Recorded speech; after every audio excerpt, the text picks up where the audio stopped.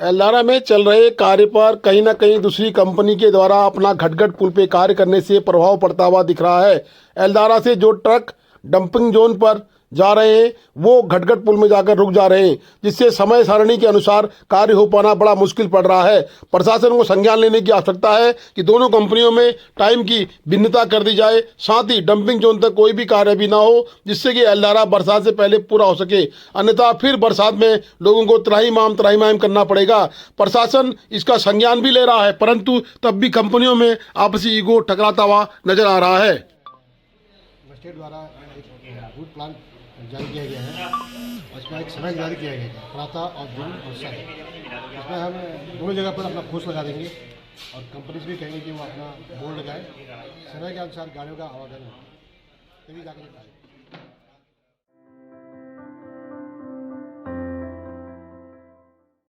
धारचूला में हुए 22 नवंबर को भीषण अग्निकांड आज तक मुआवजे की राह जोड़ते व्यापारी, साथ ही व्यापारियों का आशियाना 14 आशियाने उड़ गए थे। 14 परिवार घर से बेघर हो गए थे, या यूं कहें कि उनके कारोबार पूरी तरह से आग ने लील लिए थे। परंतु अभी तक प्रशासन शासन के द्वारा नहीं उनको कोई मुआवजा दिया गया है, नहीं उनकी कोई सोच की गई है। आज भी वो व्यापारी इन जले हुए फड़ों के आगे ही बैठे हैं। नई फड़ों का निर्माण नगर पालिका ने किया गया, जहां नगर पालिका ने लाखों रुपया किराया उनसे वसूला है, परंतु आज नगर पालिका ने भी अपने हाथ खड़े कर दिए प्रतीत हो रहा है। नई मुआवजा नई दुकान। पूर्व में व्यापार संघ अध्यक्ष भूपेंद्र थापा ने सहानुभूति दिखाई थी और मुआवजा दिलाने की बात कही थी, परंतु भूपेंद्र थापा के प्रयास भी कहीं न कहीं एक प्रकार से रेत के टीले के समान ढह गए लग रहा है। आज मुआवजे की बात कोई भी नेता या जनप्रतिनिधि या विधायक या प्रमुख या नगर पालिका अध्यक्ष या व्यापार संघ अध्यक्ष कोई भी संगठन नहीं कर रहा है, क्योंकि व्यापारी आज मायूस स्थिति में है और 14 व्यापारियों का आशियाना पूरी तरह से बर्बाद हो चुका है। दुखद घटना है। हम लोगों को 1:30 बजे रात को पता चला, लेकिन जो फायर ब्रिगेड की व्यवस्था मेले में होने के कारण जो है फायर ब्रिगेड समय में नहीं पहुंच पाने का कारण 14 दुकानों को जलकर राख हो गए हैं, और जिससे कि हमारे व्यापारियों को बहुत क्षति पहुंची है। अभी कुछ ही देर बाद माननीय विधायक जी भी यहीं धारचूला में है और थोड़ी देर में हम स्थानीय प्रशासन के साथ माननीय विधायक जी के माध्यम से मीटिंग लेंगे और जो भी हमारे व्यापारियों को नुकसान हुआ है उसका भरपाई के लिए सरकार से अनुरोध करेंगे। और ये हमारे लिए एक बहुत बड़ी क्षति है और बहुत बड़ा व्यापारियों का नुकसान है। हम चाहेंगे कि जल्दी इसमें जो है प्रशासन निर्णय ले और हमारे व्यापारी को भरपाई करने का प्रयास करे।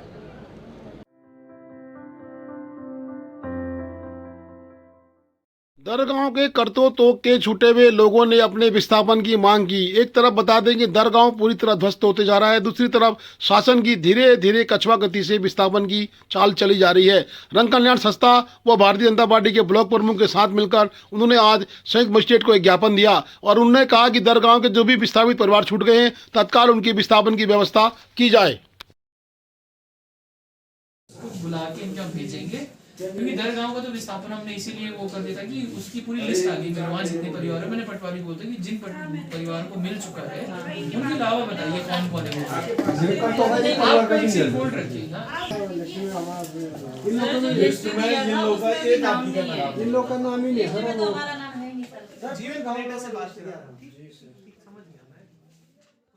करतो दरगांव में पूरा एक करतो जो पट्टी है उनको कभी मुआवजा या सरकार की तरफ से जैसे पुनर्वास होते हैं, जैसे पूरे दरगांव में और जगह मिला हुआ है, लेकिन करतो गांव वाले का ना नाम आ रहा है। 2023 से पीड़ित है, पर उनको नहीं कभी गवर्नमेंट की तरफ से कुछ मुआवजा मिला है, कुछ खर्च भी नहीं मिला है, जिस वजह से वहाँ के करतो गाँव के जो लोग हैं वो लोग घर धस गए हैं, घर पूरे टूट गए हैं और धारचूला में यहाँ किराए लेके रह रहे हैं।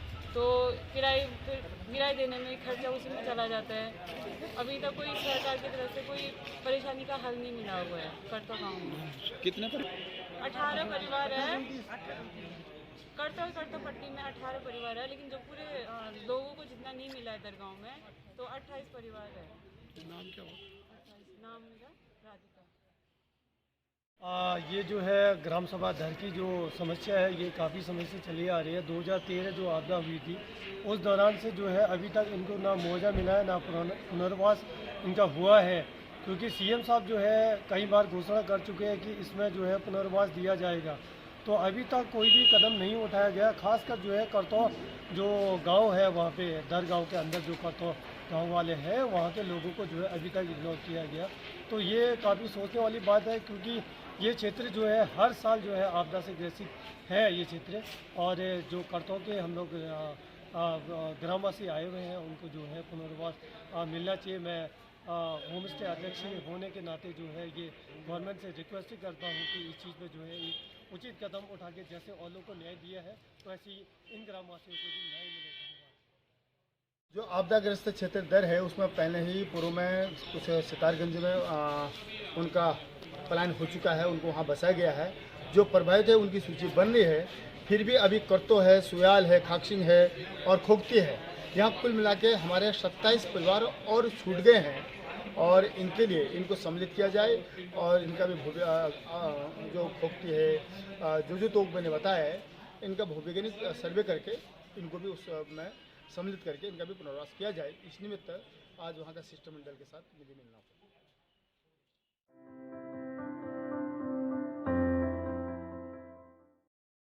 धारचूला के तटबंध कार्य के निरीक्षण में आज बिशन सिंह चौपाल जी ने कांग्रेस के ऊपर लगाए आरोप। उन्होंने कहा कि कांग्रेस इसमें राजनीति कर रही है।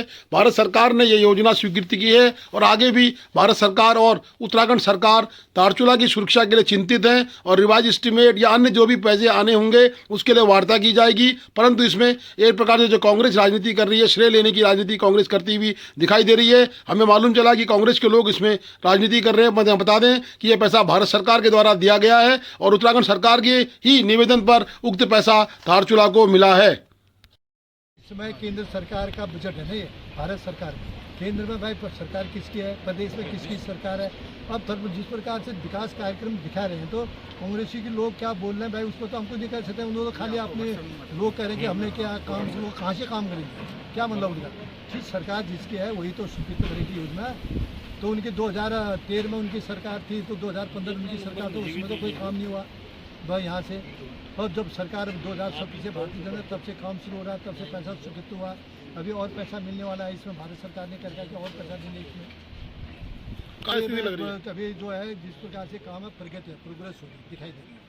और प्रोग्रेस दिखाई देने से नीचे जो काम होगा 1 महीने के अंदर, हमें भी विश्वास है कि 1 महीने के अंदर काम पूरा होगा।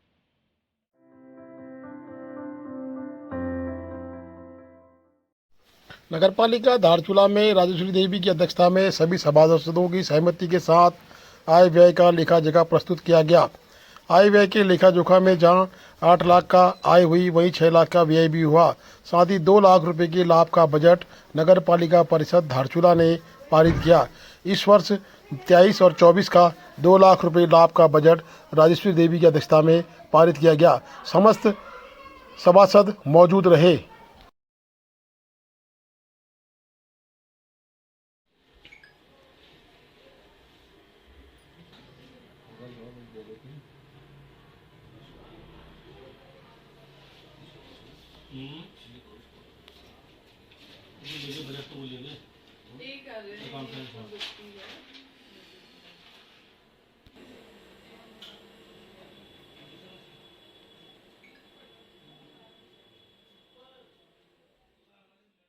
बोर्ड की बैठक हुई थी। सभी की सर्व समिति से लाभ का बजट पास हुआ है 2023 और 24 की।